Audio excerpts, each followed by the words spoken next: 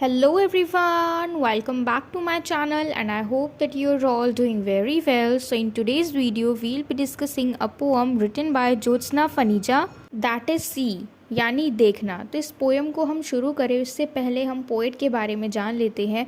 तो पोएट जो है ज्योत्सना फनीजा, ये एक poet, artist and trend classical singer है। और ज्योत्सना फनीजा जो है ये सबसे पहली ऐसे यंगेस्ट स्टूडेंट थी जिन्होंने इंग्लिश लिटरेचर में पीएचडी को कंप्लीट किया एक इंडियन यूनिवर्सिटी से। और जब इनका जन्म हुआ था उस वक्त ये पूरी तरीके से ब्लाइंड थी, ठीक है। She was born completely blind और इनका जन्म कहाँ हुआ था? आंध्र प्रदेश में।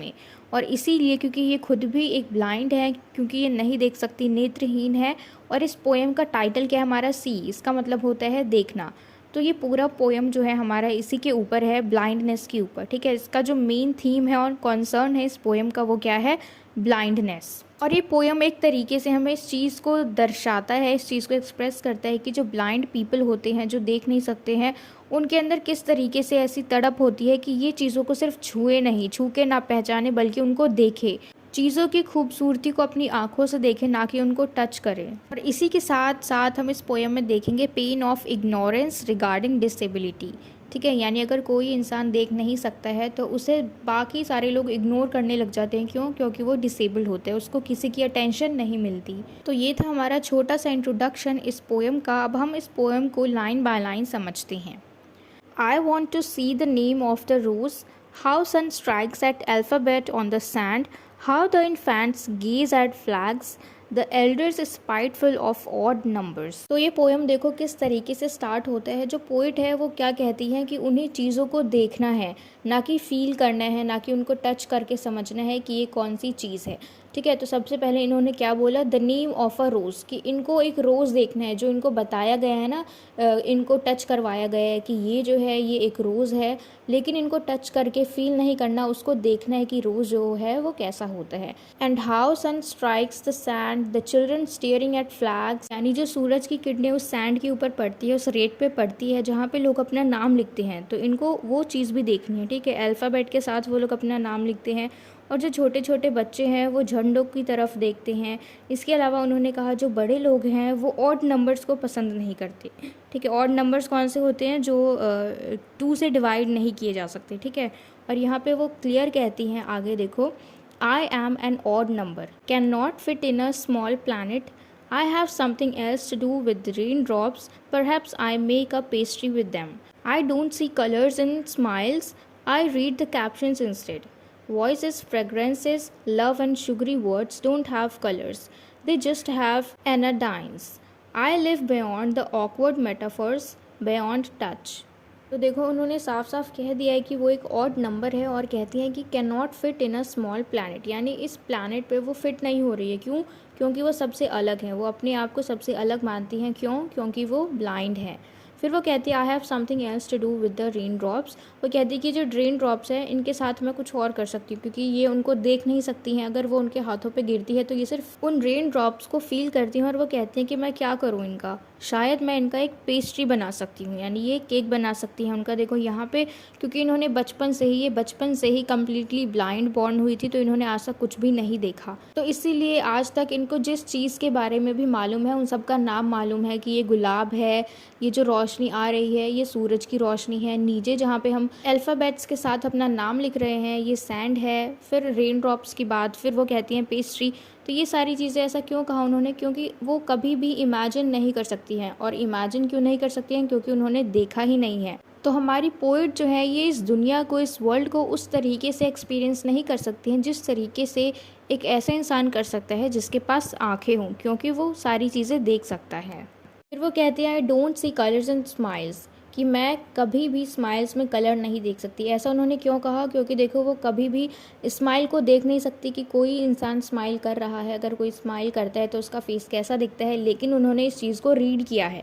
फिर वो कहते हैं voices, smells, love and other intangible things don't have colours, यानी ये सारी चीज़ें जिनको हम टच नहीं कर सकते, जिनको हम सिर्फ फील करते हैं, ठीक है। जैसे स्माइल करना हो गया और स्मेल करना हो गया, इन सारी चीज़ों को हम छू नहीं सकते लेकिन एक्सपीरियंस कर सकते हैं। तो वो कहती हैं कि इन सारी चीज़ों में कलर नहीं होते। देखो जो पोएट है वो कहना चाहते हैं कि इन सारी चीज़ों को कोई भी नहीं देख सकता, जिनकी आंखें हैं वो भी नहीं देख सकते, ठीक है।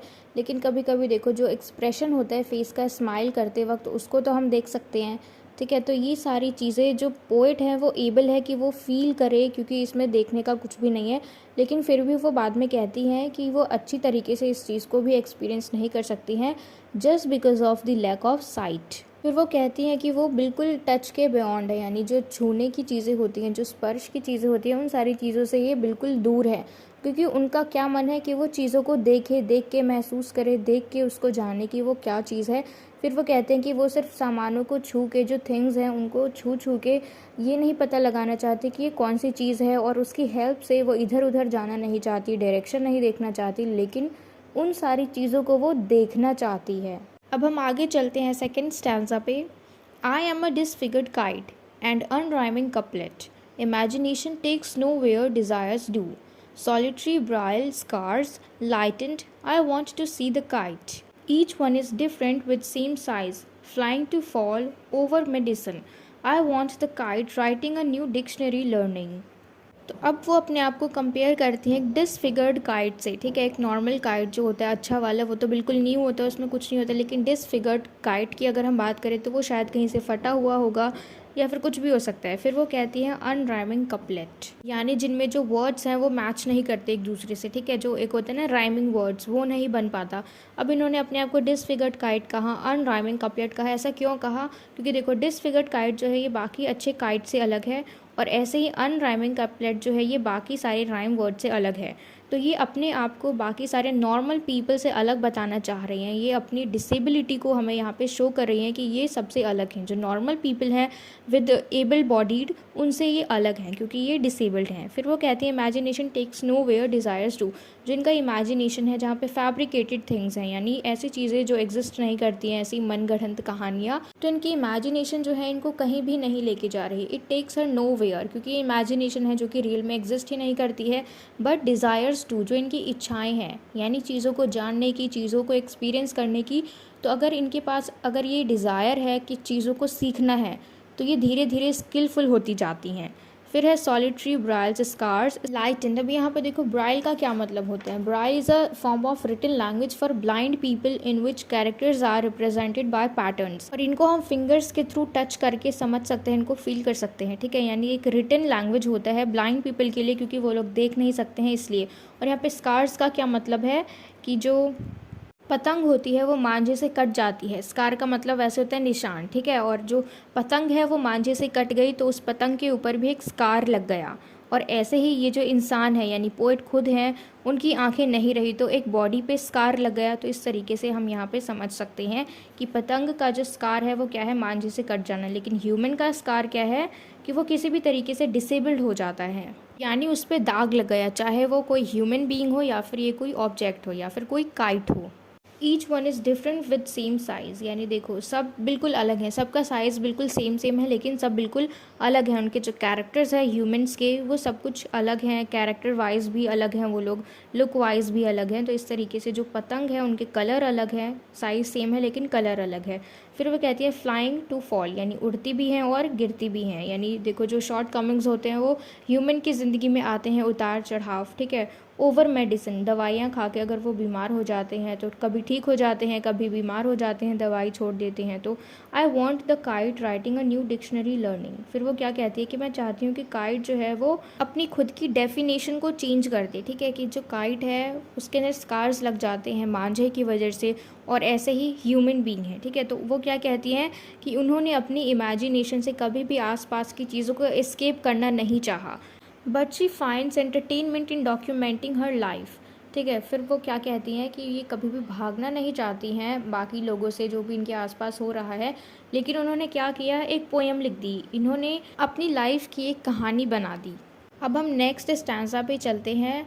How long did the rain play violin till the nostalgic scent of mango leaves lightened my sleep, till the insecure window cuddled the coarse wind. I dream of my inexistent childhood, how my fingers press pause and rewind buttons of the unheard rhymes. देखो इस पूरे stanza में वो अपने बचपन की बात करती हैं, और बचपन में भी ये देख नहीं पाती थी। उन्होंने कहा कि ये जो बारिश है ये कितने देर तक वायलिन बजाती है।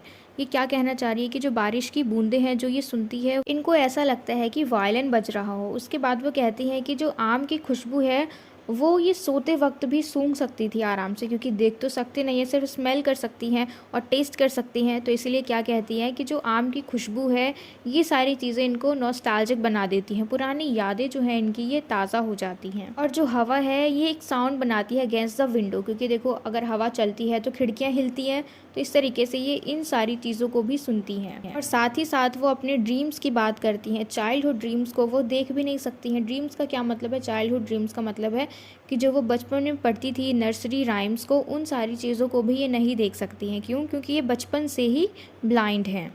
देखो ये क्या कहती है आगे, my numerical learning is of the old cassette reels. I spend the time now staring at my abacus palms, squinting my eyes to read the sand. My pupils respond to light, similar to wet music to the erased moon. The rain is everywhere, learning solitary poems. Adjusting its audacity, I imagine its appendings to my final note of returning steadfast keys. वो क्या कहती है कि my numerical learning is of the old cassette reels. अब यहाँ पे वो cassette reels के थ्रू अपने लर्निंग को समझती हैं, जैसे लर्निंग नंबर्स होते हैं ना 1 2 3 4, इन सारी चीज़ों को वो कैसेट रील्स की थ्रू समझती थी। फिर वो कहती है backs to being like experience the wet music. Wet music का क्या मतलब है? जो बारिश की जो रेन ड्रॉप्स होते हैं वो उनके पाम्स पे गिरते थे, तो इनको लगता था कि हाँ ये बारिश हो रही है। और उसके बाद या फिर शायद इरेज्ड मून भी कहती हैं वो, क्योंकि देखो अगर बारिश होती है तो जो मून है वो मिट जाता है। मून हो या फिर सन हो वो हमें विजिबली नहीं दिखता। तो वो कहती है नथिंग इज़ विजिबल, कुछ भी नहीं दिखता। वो सिर्फ ऐसे ही किसी किसी चीज़ों के थ्रू सारी चीज़ों को सीखती हैं, पढ़ना सीखती हैं, लिखना सीखती हैं, लेकिन देख नहीं सकती। फिर वो कहते हैं कि ये सारी चीज़ें जो है मैं सिर्फ इमेजिन करके सीख सकती हूँ लेकिन देख नहीं सकती हूँ, तो ये अपने आप में ही कलरलेस है। वो देखो इसमें इन्होंने क्या कहा कि squinting my eyes to read the sand, यानी ये इन्होंने कोशिश की अपनी तरफ से देखने की। देखो स्क्विंटिंग आइज़ का मतलब है जब हम अपनी आँखों को छोटा कर देते हैं किसी चीज़ को ध्यान से देखने के लिए, ठीक है, ताकि इनको दिख जाए, पर ऐसा नहीं हुआ। इनके जो प्यूपल्स हैं उन्होंने respond to light similar to weight music, ये सिर्फ फील कर सकती थी। वेट म्यूज़िक का क्या मतलब है? बारिश की बूंद जो ये अपने पाम्स पे फील कर सकती थी। अगर वो उनके पाम्स पे गिरती थी, उनकी हथेली पे अगर वो ये बूंदें गिरती थी तो ये इन सारी चीज़ों को फील करती थी और इन्हें मालूम पड़ता था कि जो मून है वो मिट चुका है, इरेज्ड मून, यानी अब बारिश हो रही है। ना ही हम बारिश में चांद को देख सकते हैं, ना ही सूरज को। तो ये सारी चीज़ें वो इस पूरे स्टैंजा में बताती हैं कि उन्होंने सारी चीज़ों को सीखने की कोशिश की और उन्होंने सीखा भी, लेकिन अब उन्हें ये नहीं पता कि जो चीज़ उन्होंने सीखी है वो करेक्ट है, वो उसी तरीके से की जाती है। और इसके अलावा वो कहती है उन्होंने सारी चीज़ों को सीख तो लिया किसी किसी चीज़ की हेल्प से, जैसे कैसेट रील्स की हेल्प से इन्होंने नंबर्स को सीखा। तो इन्होंने सीख तो लिया, लेकिन क्या ये सही तरीके से सीखी? और इनको साथ साथ दुख भी है कि ये उन सारी चीज़ों को देख नहीं सकती जिनको ये सीखना चाहती है, फील करना चाहती है। तो इसी के साथ हमारी ये पोएम जो है ये एंड हो जाती है। और जैसे कि हमारे इस पोएम का टॉपिक था सी, यानी देखना, तो ये पूरी किस चीज़ पे बेस्ड है? ब्लाइंडनेस पे, जिसमें जो ब्लाइंड पीपल है वो तड़प रहा है चीज़ों को देखने के लिए, चीज़ों को देख के महसूस करने के लिए, ना कि सिर्फ चीज़ों को टच करके सीखने के लिए, ठीक है। तो यहाँ पे इसी के साथ हमारी ये पोएम एंड होती है और मुझे पूरी उम्मीद है कि आपको ये पोएम अच्छे से समझ में आया हो। And if so then please let me know in the comment box if you like this video and share it with your friends as well so that they can get help from it. And don't forget to subscribe my channel. Until we meet in the next video, keep learning.